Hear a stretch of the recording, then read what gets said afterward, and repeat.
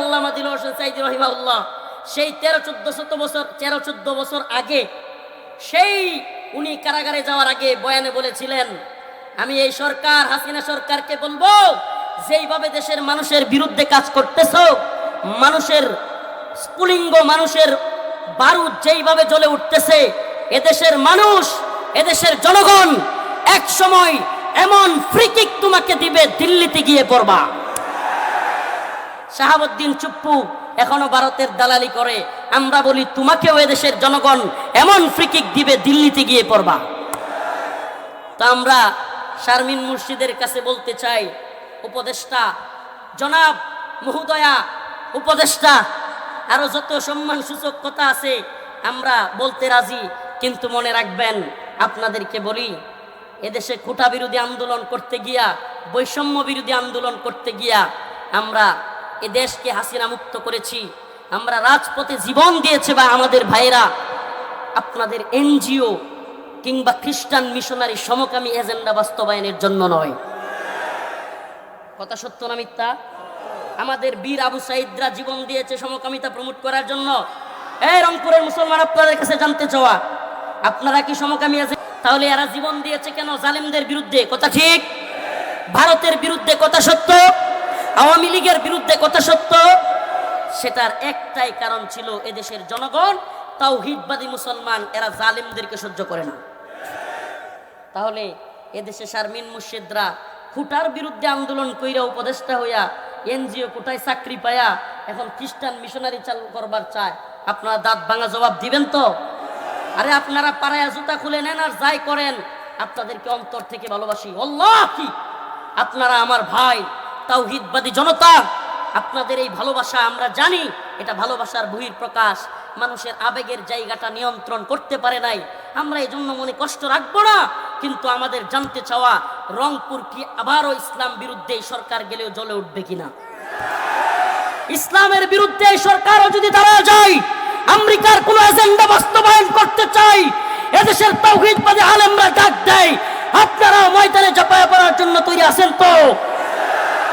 আছেন তো ইনশাআল্লাহ? আমরা মরে যাব, শাহাদাতের পিয়ালা পান করব, কিন্তু ইসলাম বিদ্বেষী কোনো আইন এদেশে বাস্তবায়ন হতে দেব। আমাদের মেসেজ একবারে ক্লিয়ার, আমাদের জীবন কার জন্য? আমাদের মরণ কার জন্য? আল্লাহ পাক কওমে লুতের আগে এই চিন্তাও কেউ করতো না। এই সমকামিতার চিন্তা প্রথম হযরত লূত আলাইহিস সালামের কওম করেছিল। আল্লাহ পাক তাদেরকে পুরো জমিনকে উল্টে দিয়ে অনেক উপর থেকে আছাড় মেরে আল্লাহ পাক তাদেরকে ইতিহাসের পাতায় তাদের নাম লিপিবদ্ধ করেছিল। এমন জঘন্য কাজের কারণে আল্লাহ পাক ভয়াবহ শাস্তি দিয়েছিল।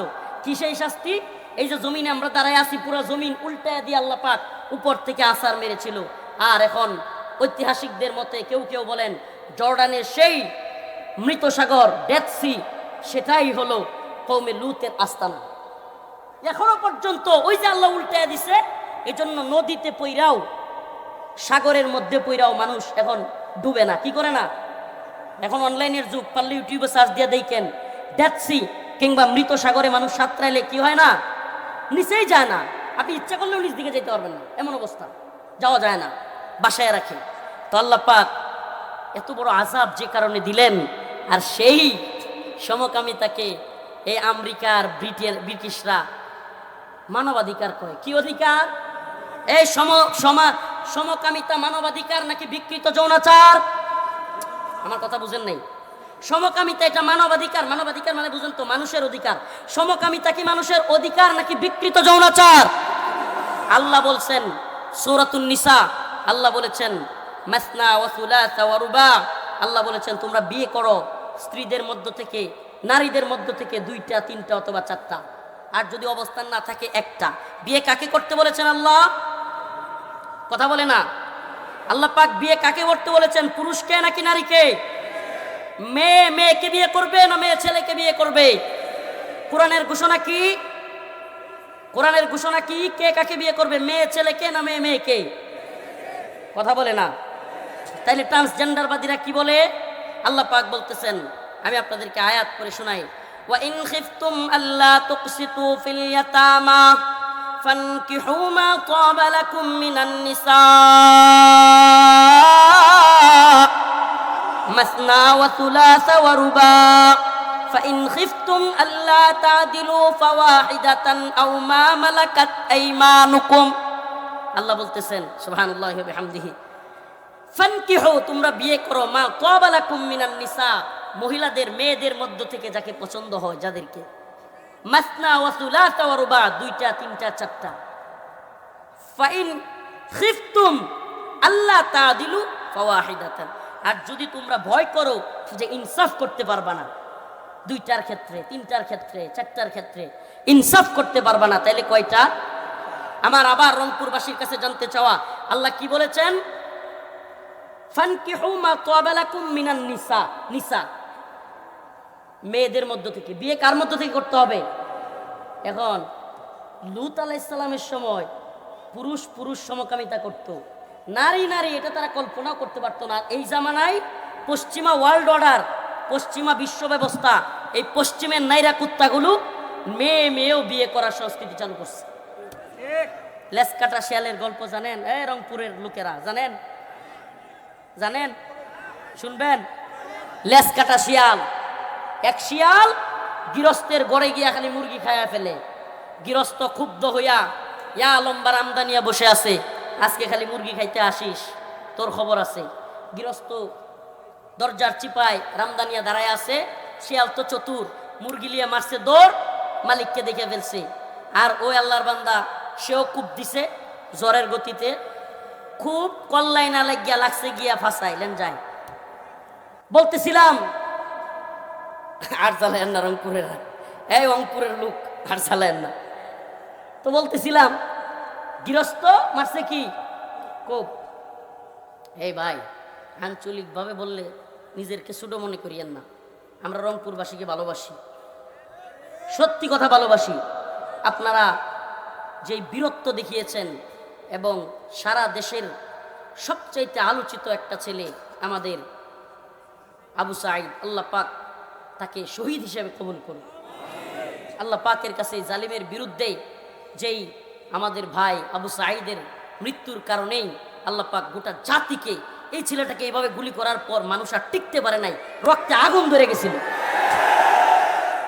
সবার রক্তে আগুন ধরে দিছে এক আবু সাঈদের মৃত্যু সুবহানাল্লাহ একবারে বারুদের মতো কাজ করছে সারা বাংলাদেশে একেবারে বিস্ফোরণ ঘটে গেছে মানুষের মনে এইভাবেও মানুষকে মারতে পারে এগরে রাখবো না এই যে আবু সাঈদের হত্যার পরেই কিন্তু মানুষ ক্ষিপ্ত হয়ে পুলিশকে মারা শুরু করছে এটা থেকে পুলিশেরও শিক্ষা নেওয়া উচিত আমরা এইভাবে মানুষকে গুলি করে মারবো এই অর্ডার যদি কোনো জালিম সরকার দেয় এই অর্ডার পুলিশ যেন না মানে আমি পুলিশের ভাইদেরকে বলবো আপনারা কোনোভাবেই জালেম যদি কোনো মানুষকে হত্যা করতে বলে এই অর্ডার মানবেন না প্রিয় ভাইরা আমার বন্ধুগণ আমার তো আপনাদের কাছে আমি যে গল্পটা বলতেছি খুবই খুবই একটা গুরুত্বপূর্ণ পয়েন্ট বলার জন্য গল্পটা উদ্দেশ্য নয় তো খুব মারছে ওই শিয়ালের লেঞ্জা কেটে গেছে এখন ঘটনাক্রমে ওই শিয়াল ছিল লিডার শিয়ালের দলের লিডার হাসেন না প্রাণীদের মধ্যেও লিডার আছে কুত্তার মধ্যেও কি আছে এই যে আওয়ামী লীগ নামক দলের লিডার হইল হাসিনা যার নেত্রী পালায়া যায় এখনো হ্যাঁ পোস্ট করে ফেসবুকে আরে বেটা যেই দলের নেত্রী কর্মীদের বিপদে রেখা পালায়া যায় তারে নিয়ে গর্ব নয় লজ্জা করা উচিত তোমার তো মিয়া লজ্জাই নাই তোমার নেত্রী হেলিকপ্টার আর বিমান দিয়া পালায়া যায় আর তোমার এখনো পাসপোর্টই নাই লজ্জা নাই তোমার নেত্রী কি করে বিমান দিয়ে আর হেলিকপ্টার দিয়ে পালায়া যায় তোমার এখনো কি নাই পাসপোর্টই নাই তো এই জন্য ওই যে এখন সব শিয়ালরা দেখে কি লিডারের দিলেন জানাই ছেলেরা বলতেছে লিডার ক্যাপ্টেন 7টা লেফটেন্যান্টের একটা ক্যাপ্টেন বলতেছে আপনার লেঞ্জা কাটা কেন এখন সে একটা ভয়ঙ্কর এক যুক্তি বাহির করছে সে বলতেছে এ শিয়ালের দল শুনে রাখো আজকে যারা লেজ কাটবে স্বইচ্ছায় সে আগামী 100 বছর আমাদের নেতৃত্ব দিবে চিন্তা করছেন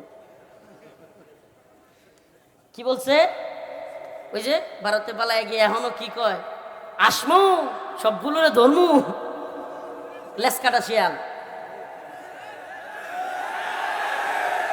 হ্যাঁ শুনেন, ক্ষমতা যাওয়ার পর ক্ষমতাসীনরা পাগল হয়ে যায়, এটা মনে রাখবেন। আবল তাবল বলতে থাকে, পাগলে কি না কয় আর ছাগলে কি না খায়। তো লেজ কেটে যাওয়ার পর শিয়াল বুদ্ধি করছে, সব শিয়ালদেরকে বলতেছে যে আজকের দিনে স্ব ইচ্ছায় যারা লেজ কাটবে তারা আগামী 100 বছর পুরা শিয়ালের দলের কি হবে, উদ্দেশ্য কি, হায়রে লেঞ্জা তো কাইতে গেছে, এখন তো আমার লিডার মানবো না, কি করা যায়, হুঙ্কার দিতে হবে, ঝংকার দিতে হবে, পালায় আসছি এটা যদি বুঝতে দেই আর কি আমারে মানবো, বুঝেন না, পালায় আসছি এটা যদি বুঝতে দেই আর কি আমার নেত্রী মানবো, হ্যাঁ, কি বলতে হবে, আমি চাই না এই দেশের মানুষ মারা যাক। কত বড় মৃত্যু, মানে মিথ্যার যদি মানে রেকর্ডের কারণে কারণ নোবেল দিত, হাসিনারা দিত, মিথ্যা কথার নোবেল পাইলে কে পাইতো, কনফার্ম, এটা শিওর। মানে সাবলীল ভাবে একেবারে দক্ষতার সাথে, আর কি কি টাইটেল দেওয়া যায়, মিথ্যার উপর পিএইচডি, এটাও এই মানে এটাও যথেষ্ট না এর জন্য। মানে ও এত পরিমাণে মিথ্যুক। একটা কথা মনে রাখবেন, যারা এটা একটা থিওরি, আমি এটা বলে যাই, এই ধরনের মানুষ আমাদের সমাজেও থাকতে পারে, আল্লাহ মাফ করুক। চিনে রাখবেন, যারা চোখে চোখে তাকায় মিথ্যা বলতে পারে এরা ভয়ঙ্কর মানুষ।